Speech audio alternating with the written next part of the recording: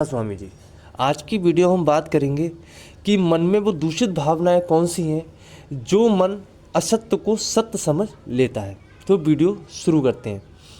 मन से संबंधित हमारी मूलभूत समस्या यह है कि मन भ्रमवश असत्य को सत्य समझ लेता है। इस कारण यह हमारे सामने कई बाधाएं खड़ी कर देता है जिन्हें हमें पार पाना करना पड़ता है। इन बाधाओं को दूषित भावनाओं के नाम से पहले ही उल्लेख किया जा चुका है और ये बाधाएं हैं काम, क्रोध, लोभ, मोह, ईर्ष्या और अहंकार। प्रभु तक पहुंचने के लिए जिज्ञासु को इनके साथ निरंतर संघर्ष करना पड़ता है। मन को विषय भोग के विचारों से दूर रखने के लिए तुकाराम जिज्ञासु को परामर्श देते हैं कि एकांत में नारी से बातचीत मत करो। एक अभंग में प्रभु से प्रार्थना करते हैं कि मुझे अन्य स्त्रियों की संगति मत दो, उनके कारण मैं तुम्हें भूल जाता हूँ और मुझसे भक्ति नहीं होती। इस मन को वश में नहीं किया जा सकता। सौंदर्य दुख का कारण होता है। तुकाराम तथा अन्य सभी संतों का कहना है कि चिंता तथा दुख दूर करने का उपाय अपनी आवश्यकताओं को कम करना है। तुकाराम जी के वचन है कि मनुष्य को खाने के लिए प्रतिदिन एक सेर अन्न की और सोने के लिए 3.5 हाथ तक जगह की आवश्यकता होती है। बाकी सब कुछ तो अनावश्यक होता है। फिर और चीज़ें पाने के लिए परिश्रम करते हुए प्रभु को क्यों भुलाया जाए? प्रभु भक्त को संसार में कैसा जीवन बिताना चाहिए, इस संबंध में तुकाराम का कहना है कि उसे संसार में रहते हुए भी इसकी बुराइयों से अछूता रहना चाहिए।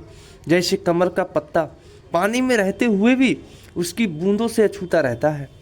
यदि उसकी निंदा या प्रशंसा हो रही हो तो वह उसे सुनकर भी इस तरह अनसुनी कर दे जैसे वह एक योगी की तरह समाधि की अवस्था में हो। संसार को देखते हुए भी उसे अनदेखा कर दे, सृष्टि को वह स्वप्न तुल्य जाने। ऐसा हम तभी कर सकते हैं जब हम अहंकार से छुटकारा पालें, जो समय दूषित भावनाओं का मूल कारण है। तुकाराम जी आगे समझाते हैं कि यदि अहंकार और आशा का समूल नाश हो जाए तो मनुष्य का सारा शरीर चिंतामणि बन जाता है। उसका मन स्फटिक मणि के समान निर्मल हो जाता है। दूषित भावनाओं जिज्ञासु पर आक्रमण करके उसे आध्यात्मिक मार्ग से दूर खींच ले जाती हैं। तुकाराम हमें नाम के अस्त्र से इन शत्रुओं पर जवाबी हमला करने की सलाह देते हैं। हमारा ऐसे करने से काम का स्थान शील ले सकता है। क्रोध को क्षमा तथा सहनशीलता, लोभ और ईर्ष्या का संतोष, मोह का विवेक तथा अहंकार का नम्रता। हमें प्रभु की इच्छा के आगे सिर झुकाकर नाम के अस्त्र का उपयोग करना चाहिए। यह अस्त्र मुफ्त मिलता है, यह प्रभु की दात होता है। इससे संबंधित अपने अनुभव का वर्णन करते हुए तुकाराम जी कहते हैं कि प्रभु के नाम के कारण मेरा भाग्य जाग उठा है। काम, क्रोध तथा लोभ सब ठंडे पड़ गए हैं और सब जगह आनंद ही आनंद है। मैंने कुल नाम और रूप के बारे में सोचना छोड़ दिया है और शरीर प्रभु को समर्पित कर दिया है, जिसका यह वास्तव में है। अब अहंकार जलकर राख हो गया है क्योंकि अंतर में सतगुरु की कृपा से नाम का दीपक जल उठा है। प्रभु प्राप्ति के मार्ग में आने वाली जिन अन्य विघ्नों को तुकाराम ने उल्लेख किया है वे हैं चिंता, आलस, निद्रा और अधिक खाना। आज की सत्संग की वीडियो संत तुकाराम राधा स्वामी सत्संग व्यास की पुस्तक से ली जा रही है। सारे सत्संगी भाइयों से विनम्र निवेदन है कि वीडियो अंत तक सुने और वीडियो अच्छी लगे तो चैनल को सब्सक्राइब करें, वीडियो को लाइक करें और अधिक से अधिक वीडियो शेयर करें और कमेंट करके हमें बताएं कि हमारी वीडियो कैसी लगी। आगे वीडियो पर बढ़ते हैं। चिंता के बारे में उनका कहना है कि जीवन में कभी सुख आता है, कभी दुख। इनके विषय में अधिक मत सोचो, इन्हें समान समझो। वे हमें सलाह देते हैं कि जीवन में जो कुछ भी तुम्हारे सामने आता है उसका सामना करो। प्रभु को दोष मत दो, फिर वह तुम्हारी संभाल करेगा। प्रभु में पूरा विश्वास रखते हुए हमें सब चिंताएं छोड़ देनी चाहिए। एक अभंग में तुकाराम जी समझाते हैं कि पत्थर के अंदर एक मेढक होता है, उसके मुख में भोजन कौन डालता है? पक्षी और अजगर भोजन इकट्ठा करके नहीं रखते, उनका पालन भी अनंत परमेश्वर ही करता है। जब तुम अपना सारा भार परमेश्वर पर डाल दोगे तो वह तुम्हारी अपेक्षा नहीं करेगा।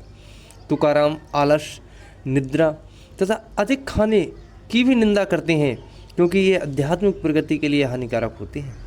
उनके कथनानुसार निद्रा तथा आलस से कुछ भी प्राप्त नहीं किया जा सकता। आलस बहुत बड़ा शत्रु है, यह सांसारिक जीवन को भी बर्बाद कर देता है। फिर इससे प्रभु की प्राप्ति कैसे हो सकती है? इसे जीतना ही पड़ता है, जिसका एक उपाय है कम खाना। तुकाराम हमसे अधिक ना सोने, कम खाने को कहते हैं और समझाते हैं कि ऐसा करने प्रभु की कृपा पात्र बनने और उसके दर्शन करने में सहायक होता है। हमारा आहार सादा होना चाहिए। भारी भोजन मनुष्य को आलसी बनाता है। 2 पंक्तियों की एक छोटी सी कविता में तुकाराम जी के वचन है कि तुका और मिठाई क्या करूं रे, पाले विकार पिंड और राम कहावे सो भली, रूखी माहन खांड खीर। अर्थात किसी दूसरी मिठाई का मैं क्या करूंगा, उससे तो केवल बीमारियों से भरे शरीर का पोषण होता है। रूखी सूखी रोटी ही अच्छी है, मेरे लिए तो वह मक्खन खांड और खीर के समान मीठी होती है, क्योंकि वह प्रभु के नाम का जाप करने में सहायक होती है।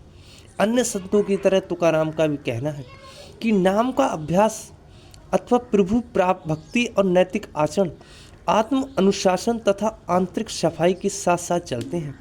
वे भी सच बोलने, हक हलाल की कमाई पर गुजारा करने, दूसरों की निंदा न करने, उचित सामाजिक आचरण करने और पति तथा पत्नी के प्रति वफादार रहने, शाकाहारी होने और प्रभु के जीवों की हत्या तथा मादक पदार्थ द्रव्यों का सेवन न करने के सिद्धांत का समर्थन करते हैं।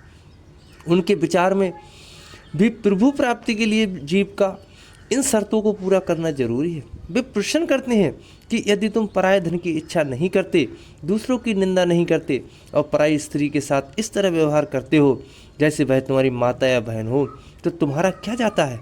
तुम संतों के वचनों पर विश्वास क्यों नहीं करते? सच बोलने के लिए क्या आयास करना पड़ता है? इन सीधी सादी बातों से प्रभु से प्रेम हो जाएगा। निंदक की व्यंग्यात्मक प्रशंसा करते हुए तुकाराम एक अभंग में कहते हैं कि वह हमारा बहुत बड़ा उपकार करता है। वह अपने शब्दों के साबुन से हमारे पापों के मैल को धो डालता है, पर हमसे साबुन का दाम नहीं लेता। वह ऐसा मजदूर है जो मुफ्त हमारा काम करता है और व्यर्थ ही हमारा भार ढोता है। वह हमें तो भवसागर के पार ले जाता है और स्वयं नरक में जाता है। तुकाराम मांस भक्षण का प्रबल विरोध करते हैं और हमें चेतावनी देते हैं कि परमात्मा तो आत्मा के रूप में सब शरीरों में विद्यमान है। क्या हत्यारे की समझ में यह बात नहीं आती? परमात्मा पशुओं में भी है। पशु को चीखता चिल्लाता देखकर भी निर्दयी का हाथ उसके गले पर कैसे चलता है? ऐसा चांडाल निश्चित रूप से नरक में जाएगा। अंदर की मैल को दूर करने वाले उपरोक्त नियमों का पालन करने का एकमात्र उद्देश्य यही होता है। जिज्ञासु हानिकारक प्रबल मनोविकारों का शिकार ना हो और उसकी मनोदशा ऐसी रहे कि वह भक्ति भाव के साथ नाम का अभ्यास कर सके। जिज्ञासु को कठोर अनुशासन की ये सब शक्तियाँ झेलनी ही पड़ती हैं। तुकाराम जी आगे कहते हैं कि हमें खाने के लिए अनाज तभी मिलता है यदि बीज नष्ट हो जाए, उसका अस्तित्व मिट जाए। प्रभु की प्राप्ति भी अपने जीवन की बलि देने से होती है। प्रभु मुफ्त नहीं मिलता। तुकाराम सत्संग में जाने और संतों तथा उनके भक्तों की संगति करने का बहुत लाभ बताते हैं। आप हमें समझाते हैं कि इससे जिज्ञासु का सद्गुरु तथा उनकी शिक्षा में विश्वास और प्रभु के लिए प्रेम तथा भक्ति भाव बढ़ता है। उनके यह कहने से कि परमात्मा सत्संग में उपस्थित रहता है, पता चलता है कि सत्संग में जाना हमारे लिए कितना महत्व रखता है। सत्संग की तुलना जल प्रवाह से की जाती है, जिसमें बड़ा पत्थर पिघलता तो नहीं पर ताप से बचता रहता है। इससे जंगली जानवरों के बचाव के लिए फसल के चारों ओर लगाई गई बाड़ के तुल्य भी बताया जाता है, क्योंकि यह कुसंगति तथा हमारी अपनी ही दुर्बलताओं से हमारी रक्षा करता है। संतों की संगति जिज्ञासु के अंतर मल को धो देती है और उसे ऊपर उठाती है। तुकाराम जी कहते हैं कि 3 गुणों की आग को केवल संतों की संगति ही शांत कर सकती है। वे यह भी कहते हैं कि संत संसार में केवल मनुष्यों का उद्धार करने के लिए आते हैं और यहाँ की संतों के शब्द आध्यात्मिक के प्यासों के लिए अमृत के तुल्य होते हैं। संतों की संगति को तुकाराम किसी भी तीर्थ से अधिक पवित्र मानते हैं। वे जहाँ संतों की संगति की सराहना करते हैं, वहाँ जिज्ञासुओं को दुर्जनों की संगति से दूर करने की भी परामर्श देते हैं। तुकाराम की शिक्षा का सारांश यह है कि परमात्मा विचार विमर्श या कल्पना करने की नहीं, अनुभव करने की, अंतर में प्रत्यक्ष दर्शन करने की चीज़ है। मनुष्य जीवन का उद्देश्य ही उसे ढूंढ निकालने और जानने के लिए परिश्रम करना। केवल कोई सच्चा गुरु ही हमें यह लक्ष्य सिद्ध करने की क्षमता प्रदान कर सकता है। इसलिए जिज्ञासु को पहले सच्चे गुरु की खोज करनी चाहिए और फिर उससे नामदान मिल जाने के बाद उसके निर्देशों का पालन करते हुए उसकी शिक्षा को पूरी तरह से अपना लेना चाहिए। उसे सत्संग में जाना चाहिए और प्रभु के सच्चे भक्तों की संगति में रहना चाहिए ताकि अभ्यास में सहायक होने वाला वातावरण मिले।